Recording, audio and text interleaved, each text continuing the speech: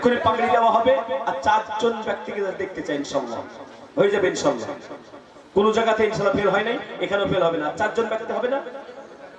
না হয়ে গেছে ইনশাআল্লাহ 4 জন ব্যক্তি হলে কাজ হয়ে যাবে ইনশাআল্লাহ আল্লাহ কবুল করুন কেউ নাই আর হবে না